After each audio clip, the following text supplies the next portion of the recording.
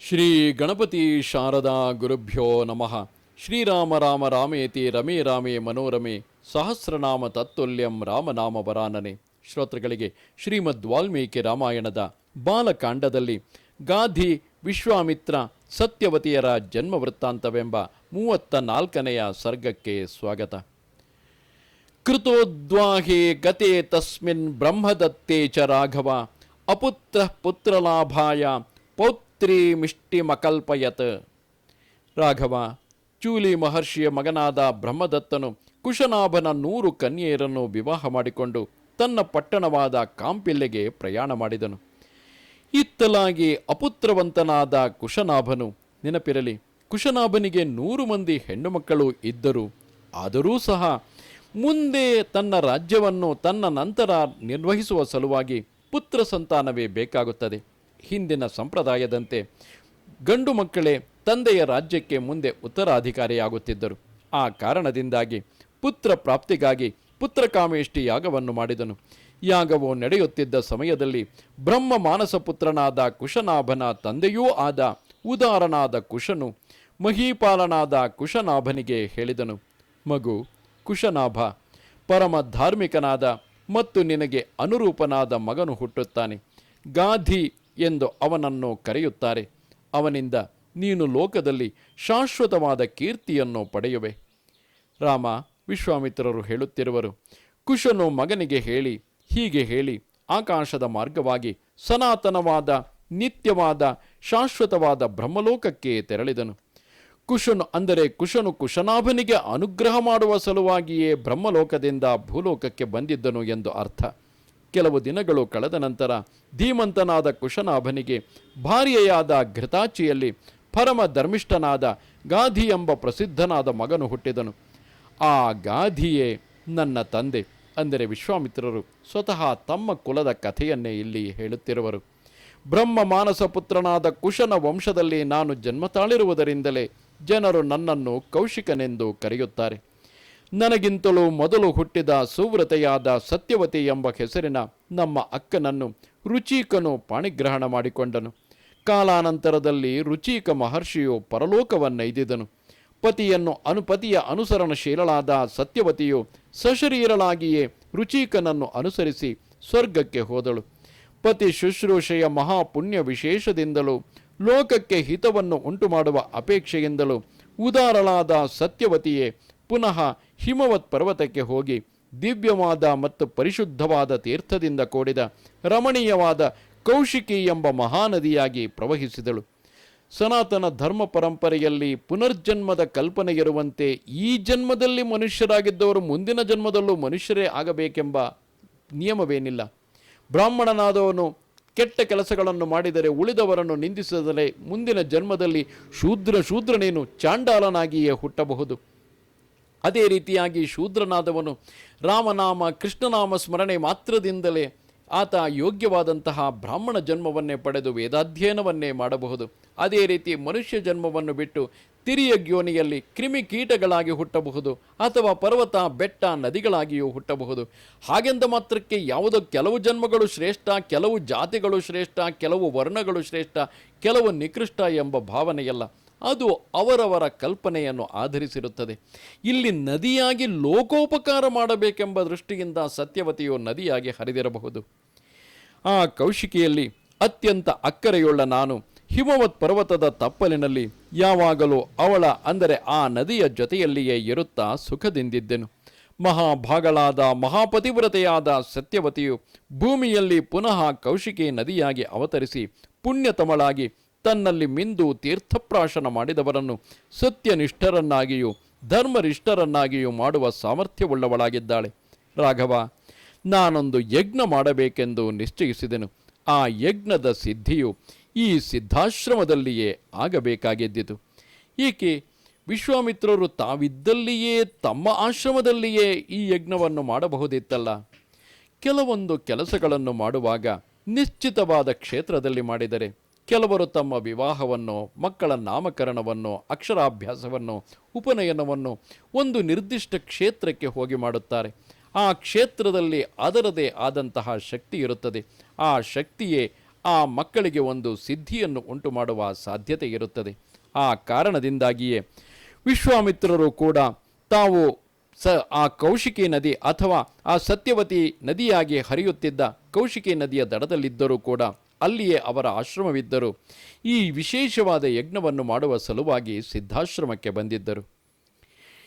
ಈ ಒಂದು ನಿಯಮವಿದ್ದುದರಿಂದ ನಾನು ನನ್ನ ಪ್ರಿಯ ಭಗಿನಿಯಾದ ಕೌಶಿಕಿಯನ್ನು ಬಿಟ್ಟು ಸಿದ್ಧಾಶ್ರಮಕ್ಕೆ ಬಂದೆನು. ಅಲ್ಲಿ ಬಹಳ ದಿನಗಳವರೆಗೂ ರಾಕ್ಷಸರ ಉಪಟಳದಿಂದ ನನ್ನ ಯಜ್ಞದ ಸಿದ್ಧಿಯಾಗದೆ ಕಡೆಗೆ ನಿನ್ನನ್ನು ಅಯೋಧ್ಯೆಯಿಂದ ಕರೆತಂದು ನಿನ್ನ ಪರಾಕ್ರಮದ ಪರಿಣಾಮವಾಗಿ ಸಂಕಲ್ಪಿಸಿದ ಯಜ್ಞವನ್ನು ನಿರ್ವಿಘ್ನವಾಗಿ ಪೂರೈಸಿ ನಾನಿಂದು ಸಿದ್ಧನಾಗಿರುವೆನು. ಈ ಗಿರಿವ್ರಜ ಪ್ರದೇಶದ ವಿಷಯವಾಗಿ ನೀನು ನನ್ನನ್ನು ಕೇಳಿದೆಯಲ್ಲವೇ? ನಾನೀಗ ಈ ಗಿರಿವ್ರಜದ ವಿಷಯವನ್ನು ಹಾಗೂ ನನ್ನ ವಂಶಾವಳಿ ಮತ್ತು ಜನ್ಮದ ವಿಷಯವನ್ನು ನಿನಗೆ ವಿವರವಾಗಿ ಹೇಳಿರುವೆನು. ರಾಮ, ಈ ಕಥೆಯನ್ನು ಹೇಳುತ್ತಿದ್ದಂತೆಯೇ ಅರ್ಧರಾತ್ರಿಯೇ, ಅಂದರೆ ರಾತ್ರಿಯ ಮೊದಲನೆಯ ಯಾಮವೇ ಕಳೆದು ಹೋಯಿತು. ಪುನಃ ಮತ್ತಾವ ಪ್ರಶ್ನೆಯನ್ನು ಮಾಡಬೇಡ. ಏಕೆಂದರೆ ರಾತ್ರಿಯಲ್ಲಿ ನಾವು ನಿದ್ದೆ ಮಾಡದಿದ್ದರೆ ದಾರಿ ನಡೆಯಲು ತೊಂದರೆಯಾಗಬಹುದು. ನಮ್ಮ ಮುಂದಿನ ಪ್ರಯಾಣಕ್ಕೆ ಯಾವ ವಿಧದಿಂದಲೂ ತೊಂದರೆಯಾಗಕೂಡದು. ಆದುದರಿಂದ ನೀನಿನ್ನು ನಿದ್ದೆ ಹೋಗು, ನಿನಗೆ ಮಂಗಳವಾಗಲಿ. ಆ ವೃಕ್ಷಗಳ ಸಮೂಹವನ್ನು ನೋಡು, ಯಾವ ಮರದ ಎಲೆಗಳು ಅಲುಗಾಡುತ್ತಿಲ್ಲ. ಮೃಗ ಪಕ್ಷಿಗಳೆಲ್ಲವೂ ಮಲಗಿ ನಿದ್ರೆ ಹೋಗಿವೆ. ರಾತ್ರಿಯ ಕತ್ತಲೆಯು 4 ದಿಕ್ಕುಗಳಲ್ಲಿಯೂ ವ್ಯಾಪಿಸಿದೆ. ಸಂಧ್ಯಾಕಾಲವು ಕಳೆದು ಹೋಗುತ್ತಿದೆ. ಅಶ್ವಿನ್ಯಾದಿ ನಕ್ಷತ್ರಗಳಿಂದಲೂ ತಾರೆಗಳ ಸಮೂಹದಿಂದಲೂ ಕೂಡಿರುವ ಈ ನಭೋಮಂಡಲವು ಸಹಸ್ರ ನೇತ್ರಗಳಿಂದ ಆವೃತ್ತವಾಗಿದೆಯೋ ಎನ್ನುವಂತೆ ಶೋಭಾಯಮಾನವಾಗಿದೆ. ಪ್ರಪಂಚದ ಕತ್ತಲೆಯನ್ನು ಹೋಗಲಾಡಿಸಲು ಸಮರ್ಥನಾದ ಶೀತಾಂಶುವಾದ ಚಂದ್ರನು ತನ್ನ ಕಾಂತಿಯಿಂದ ಜಗತ್ತಿನ ಸಕಲ ಪ್ರಾಣಿಗಳ ಮನಸ್ಸನ್ನು ಆಹ್ಲಾದಗೊಳಿಸುತ್ತಾ ಉದಗಿಸುತ್ತಿದ್ದಾನೆ. ರಾತ್ರಿಯಲ್ಲಿಯೇ ಸಂಚಾರವಿರುವ ಸರ್ವಭೂತಗಳು, ಸಕಲ ಪ್ರಾಣಿಗಳು, ಭಯಂಕರರಾದ ಮಾಂಸಾಶನರಾದ ಯಕ್ಷ ರಾಕ್ಷಸರ ಸಮೂಹಗಳು ಇತ್ತಲತ್ತ ಸಂಚರಿಸುತ್ತಿವೆ. ಮಹಾ ತೇಜಸ್ವಿಗಳಾದ ವಿಶ್ವಾಮಿತ್ರರು ಹೀಗೆ ಹೇಳಿ ವಿರಮಿಸಿದರು. ಕಥೆಯನ್ನು ಕೇಳುತ್ತಿದ್ದ ಋಷಿ ಮಹರ್ಷಿಗಳೆಲ್ಲರೂ ಸಂತೋಷ ಭರಿತರಾಗಿ ಸಾಧು ಸಾಧು, ಇತಿಹಾಸವು ಬಹಳ ಸೊಗಸಾಗಿದೆ ಎಂದು ಶ್ಲಾಘನೆ ಮಾಡುತ್ತಾ ವಿಶ್ವಾಮಿತ್ರರನ್ನು ಅಭಿನಂದಿಸತೊಡಗಿದರು. ಗಮನಿಸಿ, ವಿಶ್ವಾಮಿತ್ರರು ಹೇಗೆ ರಾಮಲಕ್ಷ್ಮಣರನ್ನು ಹಾಗೂ ಇತರರನ್ನು ನಿದ್ರೆಗೆ ಕಳುಹಿಸುತ್ತಿದ್ದಾರೆ.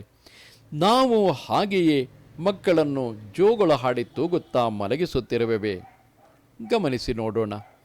ಅದೇ ರೀತಿಯಾಗಿ ಇನ್ನೊಂದು ಕುತೂಹಲಕಾರಿ ಅಂಶವನ್ನು ಗಮನಿಸಿದರೆ ವಿಶ್ವಾಮಿತ್ರರು ಹೇಳುತ್ತಾರೆ, ನಾನು ನನ್ನ ವಂಶದ ಕಥೆಯನ್ನು, ನನ್ನ ವಂಶಾವಳಿ ಮತ್ತು ಜನ್ಮದ ವಿಷಯವನ್ನು ನಿನಗೆ ವಿವರವಾಗಿ ಹೇಳಿರುವೆನು ಎಂದು. ಆದರೆ ಈ ವಿವರದಲ್ಲಿ ಎಲ್ಲೂ ಕೂಡ ವಿಶ್ವಾಮಿತ್ರರ ಕುರಿತಾಗಿ ಮಹತ್ತರವಾದ ವಿಷಯವೇನೋ ನಮಗೆ ತಿಳಿಯುವುದಿಲ್ಲ. ವಿಶ್ವಾಮಿತ್ರರ ತಾತ ಕುಶನ ಮಗ ಕುಶನಾಭ, ಕುಶನಾಭನ ಮಗ ಗಾದಿ, ಗಾದಿಗೆ 2 ಮಕ್ಕಳು. ಮೊದಲನೆಯವಳು ಸತ್ಯವತಿ, ಎರಡನೆಯವರು ವಿಶ್ವಾಮಿತ್ರ. ಅಲ್ಲಿಗೆ ಹೇಳಿ ನಿಲ್ಲಿಸಿಬಿಡುತ್ತಾರೆ. ತನ್ನದೇ ಕಥೆಯನ್ನು ಯಾರಿಗೂ ಕೂಡ ಕೇಳದೆ ಅತಿಯಾಗಿ ಹೇಳಬಾರದು, ಹಾಗೂ ಅವರಿಗೆ ಕೇಳುವ ಕುತೂಹಲವನ್ನು ಉಂಟು ಮಾಡಬಾರದು. ಈ ಕಾರಣದಿಂದಾಗಿಯೇ ತಮ್ಮ ವಂಶಾವಳಿಯನ್ನು ಹೇಳಿ ಮುಗಿಸಿದ ನಂತರ ಇಷ್ಟಕ್ಕೆ ಸಾಕು ಎಂದು ಶ್ರೀರಾಮಚಂದ್ರನನ್ನು ನಿದ್ರೆಗೆ ಕಳುಹಿಸುತ್ತಿದ್ದಾರೆ. ಮುಂದೆ ವಿಶ್ವಾಮಿತ್ರರ ಕಥೆಯನ್ನು ನಾವು ಜನಕ ಮಹಾರಾಜನ ಆಸ್ಥಾನದಲ್ಲಿ ಆತನ ಕುಲಪುರೋಹಿತರಿಂದಲೇ ತಿಳಿಯಲಿದ್ದೇವೆ. ಮಹಾ ತೇಜಸ್ವಿಗಳಾದ ವಿಶ್ವಾಮಿತ್ರರು ಹೀಗೆ ಹೇಳಿ ವಿರಮಿಸಿದರು. ಕಥೆ ಕೇಳುತ್ತಿದ್ದ ಋಷಿ ಮಹರ್ಷಿಗಳೆಲ್ಲರೂ ಸಂತೋಷರಾಗಿ ವಿಶ್ವಾಮಿತ್ರರನ್ನು ಶ್ಲಾಘನೆ ಮಾಡುತ್ತಾ ಅಭಿನಂದಿಸತೊಡಗಿದರು. ಕುಶೀಕಾನಮಯಂ ವಂಶೋ ಮಹದ್ಧರ್ಮ ಪರಸ್ಸದ ಬ್ರಹ್ಮೋಪಮಾ ಮಹಾತ್ಮಾನಃ ಕುಶವಂಶ್ಯ ನರೋತ್ತಮಾಃ ವಿಶೇಷೇಣ ಭವಾನೇವ ವಿಶ್ವಾಮಿತ್ರ ಮಹಾಯಶಾಃ ಕೌಶಿಕಿ ಸರಿತಾಂ ಶ್ರೇಷ್ಠ ಕುಲೋದ್ಯೋತಕರಿತವ.